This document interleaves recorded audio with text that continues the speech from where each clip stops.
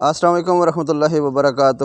میں ہوں آپ کا اپنا حکیم نوید عمران، چکوال گوٹ فارمنگ گروپ کا چیف ایڈمن۔ الحمدللہ، جیسا کہ آپ تمام دوستوں کو معلوم ہے کہ کافی ٹائم سے ہم وقتاً فوقتاً مختلف طریقے سے گروپ کے ذریعے، یوٹیوب چینل کے ذریعے میری کوشش ہوتی ہے کہ میں اپنے فارمر کی مدد کروں اور مختلف ٹاپک پہ بات کرنے کا بھی موقع ملتا ہے۔ تو دیہات کا ماحول ہوتا ہے جی، کھلا نظام ہوتا ہے، تمام جانور اکثر ایک ہی جگہ پہ اور زیادہ تر ایک ہی کھدری پہ باندھے ہوتے ہیں۔ لیکن اس میں جو اہم نقصان ہوتا ہے، کچھ ہمارے فارمر گدی آپ کے سامنے موجود گدی یا گھوڑے کو بھی اپنے جانوروں کے ساتھ ایک ہی کھدری پہ، ایک ہی بعض اوقات یوں کہیں کہ قلعے پہ، کنڈے پہ باندھ دیتے ہیں۔ تو جو سب سے بڑا نقصان ہے، آپ کو علم ہوگا تھا بھائیوں کو، کہ جو گدی کی جو لد ہوتی ہے اس میں موجود ٹیٹنس کا جراثیم ہوتا ہے۔ یہ دیکھیں کتنا فرق ہے، یہاں سے اور یہ سارا فیصلہ ہوتے ہوئے یہاں اور وہاں پہ میرے جانور ہیں۔ تو جب بھی کسی جاندار کو کوئی ٹک لگتا ہے، کوئی زخم آتا ہے، تو اگر قریب وہاں پہ گدی موجود ہو، بالکل قریب اسی کھدری پہ، اور کسی جانور کو بھی زخم آ جائے، تو وہاں سے ٹیٹنس کے جو جراثیم ہے وہ جانور کے جسم میں داخل ہو جاتا ہے اور جانور کو ٹیٹنس کا سبب بنتا ہے۔ ٹیٹنس جس کا علاج تو موجود ہے، لیکن اس کو ٹیٹنس والے جاندار کو، انسان ہو یا حیوان ہو، اس کو ٹھیک ہونے میں کافی وقت لگتا ہے، اس کی بہت ساری احتیاط ہوتی ہیں۔ اس کا دوسرا نام ہے چاندنی کش۔ روشنی سے یہ بیماری پھیلتی ہے، شور سے یہ بیماری پھیلتی ہے۔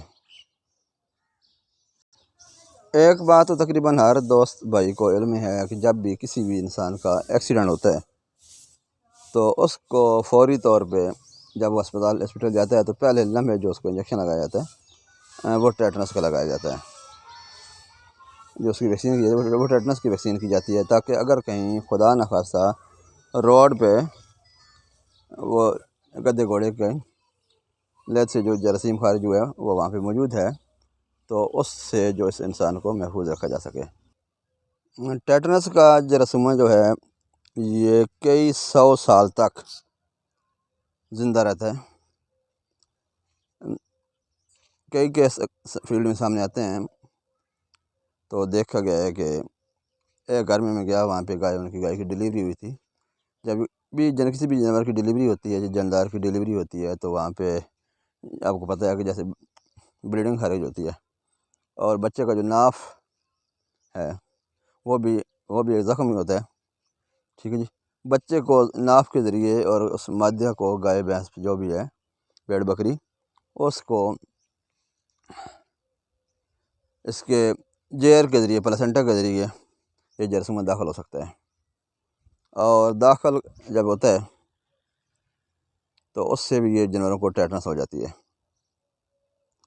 تو الغرض جو میرا بتانے کا مقصد ہے سب بھائیوں کو، کہ کوشش کریں، بلکہ یہ فرض کر لیں اپنے اوپر کہ جانوروں کے ساتھ گدی کو نہیں باندھنا، دور باندھنا ہے، تاکہ ان کے جو لد کا جراثیم ہے، ان کے جو پیشاب کو جو جراثیم ہے ٹیٹنس والا، وہ جانوروں تک نہ پہنچ سکے، ٹھیک ہے۔ اور ایسے ہی ابھی تو الحمدللہ دور تبدیل ہو گیا ہے۔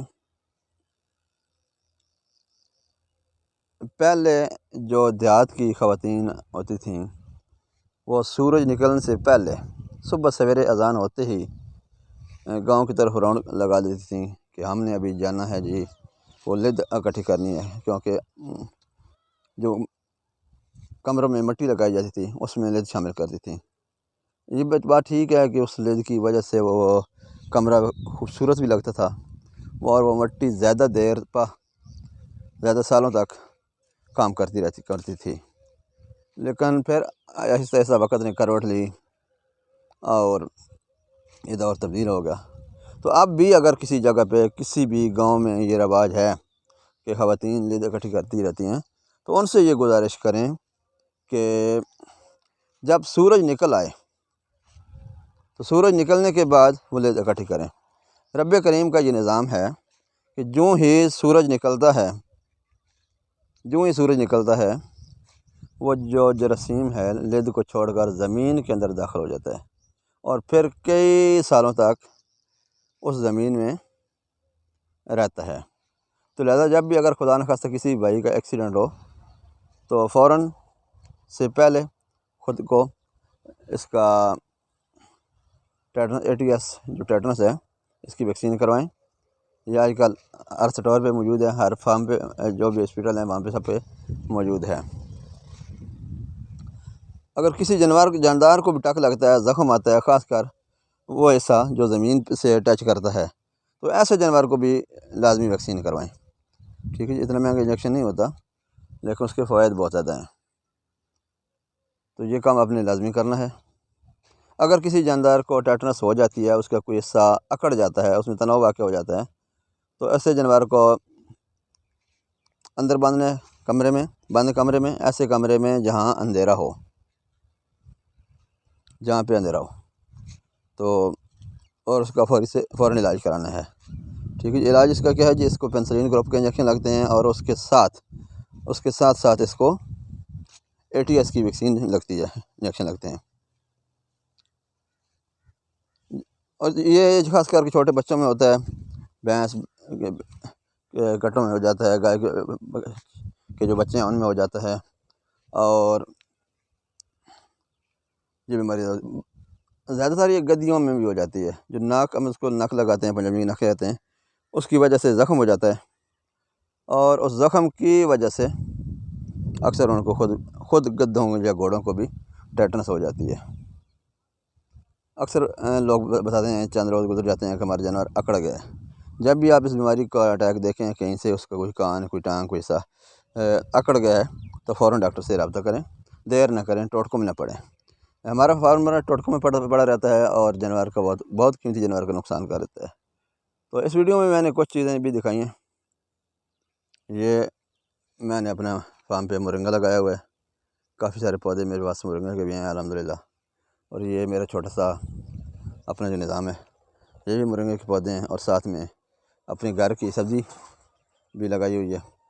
وقت کے ساتھ ساتھ انشاءاللہ ان چیزوں کے فوائد بھی آپ کے سامنے رکھوں گا۔ امید کرتا ہوں آپ حضرات کو آج کی میری ویڈیو پسند آئی ہوگی۔ تو یہ میں اپنے جانوروں کے لیے فارم بھی بنا رہا ہوں، ان قریب انشاءاللہ اس پہ ہم شفٹنگ کریں گے جانوروں کی۔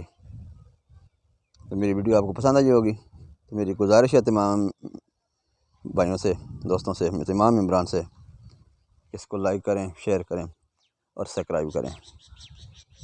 ہمارا مقصد فقط انسانیت کی خدمت ہے۔ اگر کوئی بھائی میرے گروپوں میں شامل ہونا چاہتا ہے، گوٹ فارمنگ کے گروپ ہیں، شیپس کے گروپ ہے، گائے بھینس کا ہے، مرغیوں کا ہے، اور محبت برا گروپ، گپ شپ کے لیے گروپ ہے ہمارا، محبت برا اخلاق برا، اس میں شامل ہو کر گپ شپ لگائیں، اور اس گروپ کا نام ہے او چکوالی دی بیٹھک تھے۔ تو اگر آپ کو یہ ہماری ویڈیو پسند آئی ہے تو اس کو سبسکرائب لازمی کریں، اور اگر کوئی میرے واٹس ایپ گروپوں میں شامل ہونا چاہتا ہے تو میرے گروپس میں آنا چاہتا ہے تو میرا واٹس ایپ نمبر ہے جی، رابطہ کریں 034685706664 346 8570 664۔ اللہ حافظ۔